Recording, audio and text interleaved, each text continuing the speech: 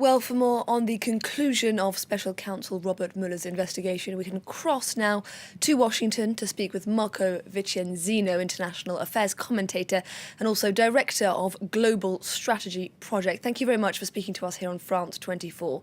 Now, US President Donald Trump is hailing this report as a victory. He says it completely exonerates him of any wrongdoing. Is it really as simple as that? I would say you have to distinguish political and the legal. In terms of the political, this is definitely a triumphant day for him. He'll claim victory. He'll extract the maximum possible leverage from this leading up to the 2020 campaign and beyond. However, on the legal side, there's obviously no collusion was established, but there's the issue, once again, obstruction of justice.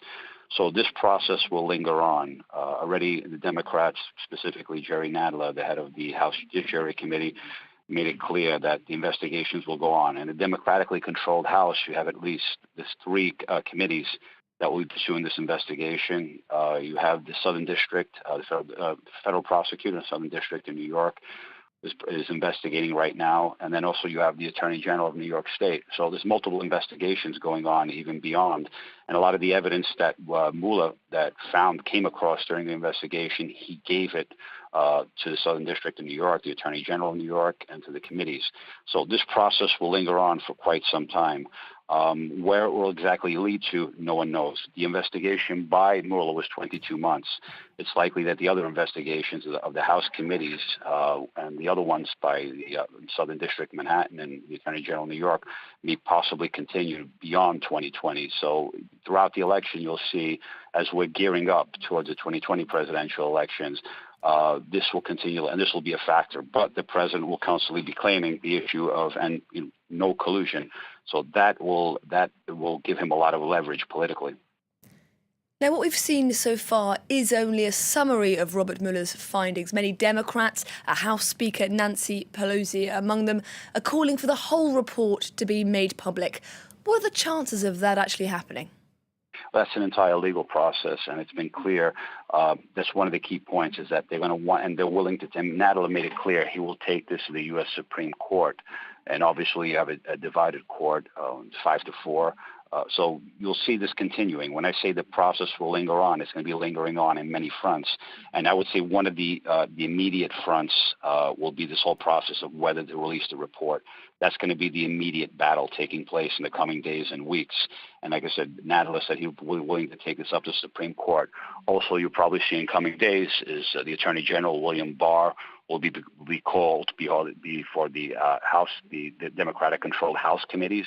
So he'll have to be answering questions. This is what I said, a long process. This is far from over. But President Trump today can claim victory for the fact that the bottom line is that there was no collusion. And why is it exactly, do you think, that Democrats are so keen to get the entirety of that report in the public sphere?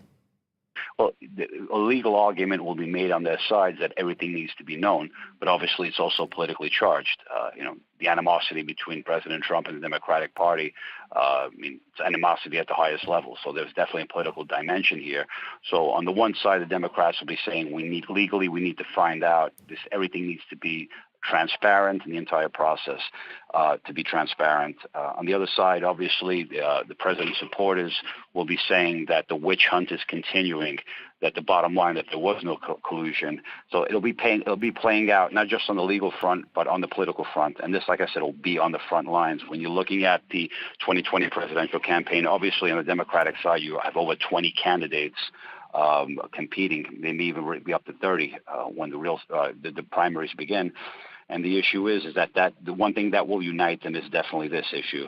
And so whoever their candidate winds up being, when you have the presidential debates starting in the autumn of October 2020, this will be an issue that will be on the front lines, front and center. This issue is far from over, and it will continue to drag on.